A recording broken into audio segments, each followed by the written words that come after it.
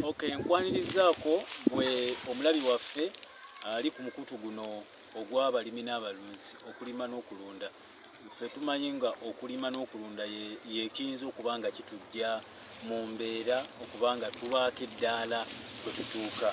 Ntumirako abantu mwenna abatufolowinga ku mukutu guno, abatwagala, abatusindikirako meseji, abatwebaza, abamu muli bweru wa ggwanga nga mututegeeza nti wemuliddira mu Uganda mugenda kubanga musobola okubanga mukola ki nga mulima. N'olwensonga eyo njagala kubanga mbebaza okubanga mutulaba, okubanga mutufolowinga n'ofuna amagezi. Kakati kye tukusaba nti obanga omaze okulaba subscribe nga ate olayikinga effe ky'oyinza otukolera n'otuyamba tulyoka tuba nga tusooka okutuusaako ensonga ez'okulima. N'obwennyimiridde ndi mu nnyaanya ng'era bw'olaba, ennyaanya eri mu nene ekazi kumpi nga 2 nga ne bw'oziraba, nga tumanyi nti okulima ennyaanya ekimu kati ku bizinesi. Tuyingidde mu sizoni eno nga ennyaanya eri mu mitwalo nga 3-4 mu kaseera kano, naye ng'ate baddeyo ku mitwalo 6-7 kuba zibadde zabbula. Abamu badde mugula ennyaanya emunusu 5, abamu badde mugigula 8, naye ng'eri ennyaanya emu.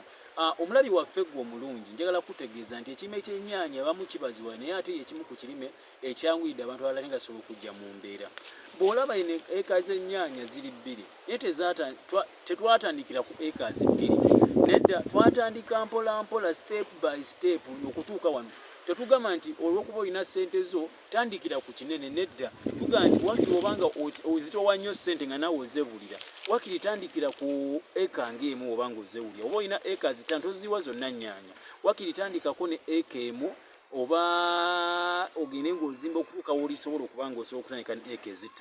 Abantu abamu tulimye ennyaanya ne zitusala lwakubanga tukozesezza amagezi okumanya n'okutegeera nga tuluusi tubuukidde bubuukizi kigaali. Osanga abazirima n'olina omugato n'oga nti wano njijawo ebbokisi 10 olwemba nnoze oba 20 n'oga naye ngenda lima ennyaanya sizoni ejja, naye n'otasooka kubuuza nti omuntu ono biki byayita mu nnyaanya bisoomooza ki byerina.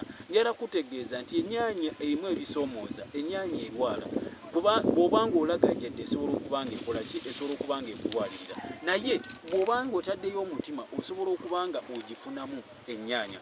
N'olw'ensonga eyo olina okubanga onoonya okumanya nti ekisooka obanga okitandika butandisi, ate naawe yakitandika edda, amagezi tegakoma. Tolowooza nti ogenda kubeera nti ky'omanyi waliwo ate akimanyi okusinga. Wandibanga olina ekika ky'olima naye ng'ate waliwo alima ekika ekirala nga gw'omanyi kimu kye walookengiramu, bw'okozesa ejjimusa kimu, naye ng'ate waliwo ajja okulagira gwe eddagala ofuuyira ejjiiko n'oteekamu ejjiiko 10 oba 2, naye ng'ate olyaga nti nedda tabula bw'oti gwe ennyaanya ogikozesa daapu. Naye nga ffe tujja kugaa nti ate akakuta k'enkoko, nze bannange bassebo ne bannyabo, awali akakuta k'enkoko nze tombulira daapu.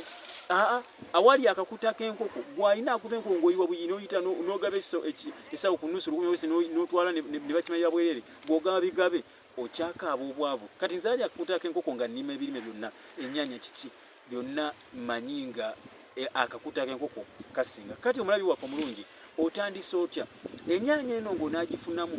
Tunuulira ebiro. Bw'onaasimba ku nkuba ng'obaza nti enkuba etonnya mu gwa 3 oba enkuba etonnya mu gwa 9 gwa 8, mwenda abantu nga 10 bafuna naye balakooka ebiro. Abasinza okufuna mu nnyaanya ne babaze nti akasana kaaka kageza omwaka kati kanzisimbe mu gwe 11, zijja tuuka mu gwe 12 ng'ennyaanya zabbe.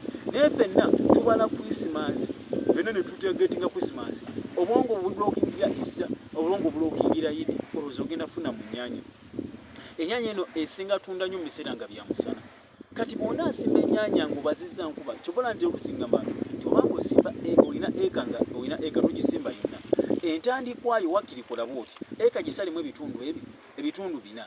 Ogisalamu ebitundu 4, ng'omulabi waffe omulungi ali eyo, ng'ogisaza ebitundu 4, simba eno ennyaanya ebe ng'etuuka ku kimuli oba ogibikka osimbe endala.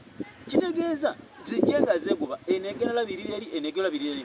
Ennyaanya ez'emirundi ena nkulayira waliwo ennyaanya oba za mirundi egyo ezigenda okulabira, oba kika eki kibikka ebire eddibu lyonna.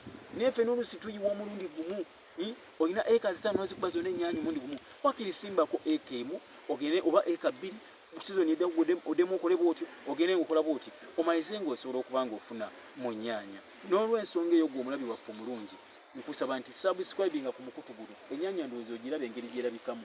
Ffe tugenda kubanga twenogera ssente, ssente ffe ze tulengera.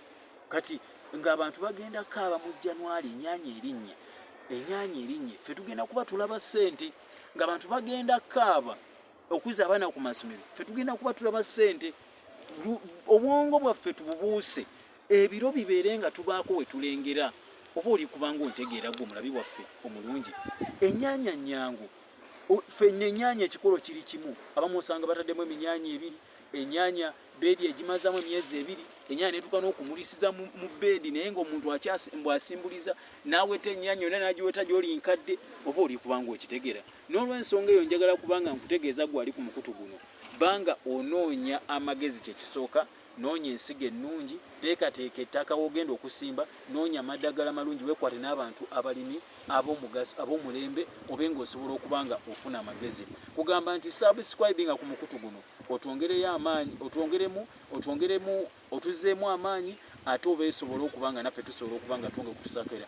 Goberera omukutu guno ofune amagezi, ofune okutegeera, olime ekirime kyonna, buli kirime kyonna ky'omanyi tugenda kuba nga okifuna ku mukutu guno. Nkwagala nnyo, mbaagala nnyo, saasaanya gundi eno, era tutegeeza nti abantu abalala twala omukutu ogwalina abalwezi obalagireyo, tujja kuba nga tutambula bulungi. Mbaagala nnyo bannange.